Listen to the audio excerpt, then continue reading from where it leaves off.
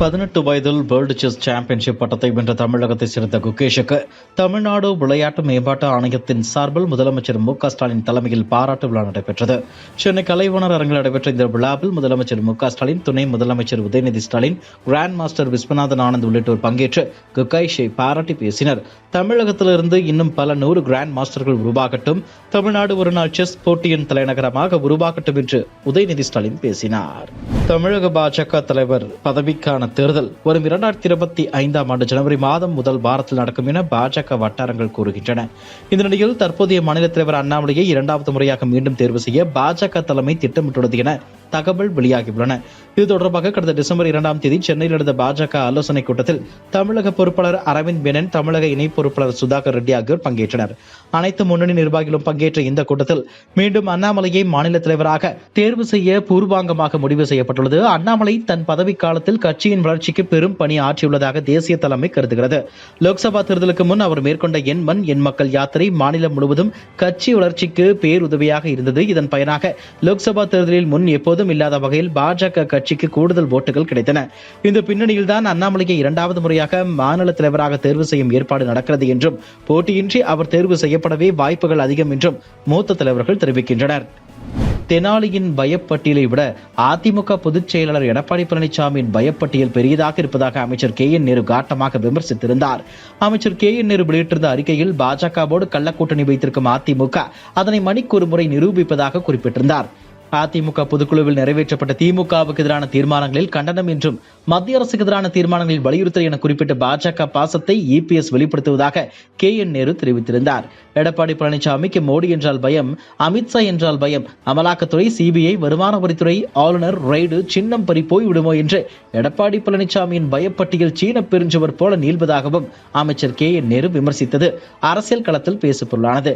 இந்நிலையில் அதிமுக முன்னாள் அமைச்சர் SP வேலுமணி அமைச்சர் KN நேருவுக்கு கண்டனம் தெரிவித்துள்ளார். அவர் வெளியிட்டுள்ள அறிக்கையில் அதிமுகவின் தீரமிகு எழுச்சியால் பயந்து போய் அமைச்சர் KN நேரு அறிக்கை விட்டிருக்கிறார்.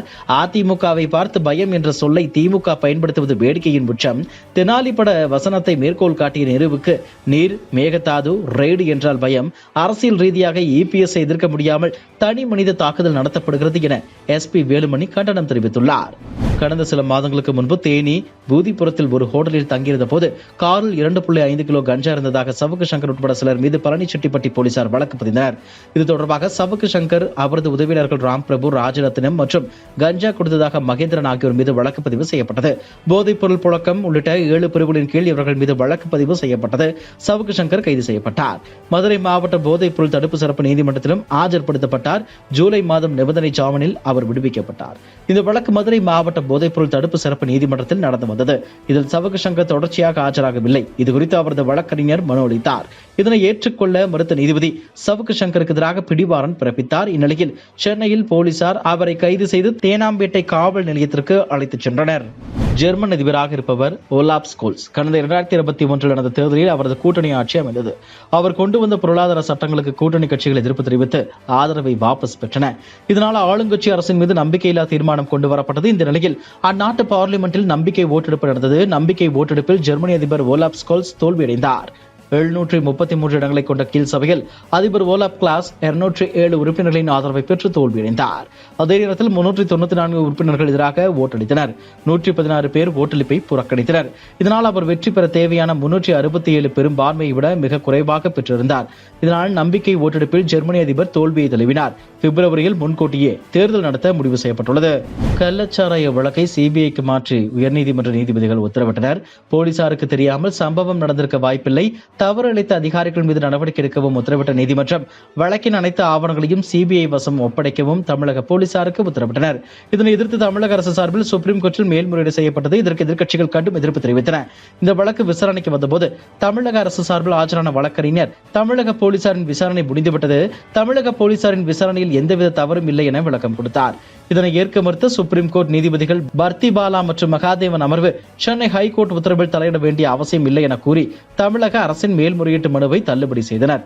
இதனால் கள்ளச்சாராய வழக்கை CBI விசாரிக்க தடை இல்லை. லோக்சபாவில் ஒரே நாடு ஒரே தேர்தல் மசோதாவை மத்திய சட்டத்துறை அமைச்சர் அர்ஜுன் ராம் மேக்வால் தாக்கல் செய்தார். மசோதா மீது விவாதம் நடைபெற்றது. ஒரே நாடு ஒரே தேர்தல் மசோதாவை கூட்டுக்குழுவுக்கு அனுப்ப லோக்சபாவில் அதிகம் பேர் ஆதரவு தெரிவித்துள்ளனர். கூட்டுக்குழுவுக்கு அனுப்ப 269 பேர் ஆதரவு தெரிவித்துள்ளனர். 198 பேர் எதிர்ப்பு தெரிவித்துள்ளனர். லோக்சபாவில் நடந்த மின்னணு ஓட்டெடுப்பை அடுத்த மசோதா கூட்டுக்குழுவுக்கு அனுப்பப்படுகிறது.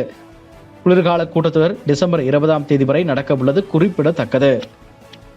இதுபோன்ற செய்திகளை மேலும் தெரிந்து கொள்ள எங்களது யூடியூப், ஃபேஸ்புக் மற்றும் ட்விட்டர் ஆப்களை சப்ஸ்கிரைப் செய்யவும்.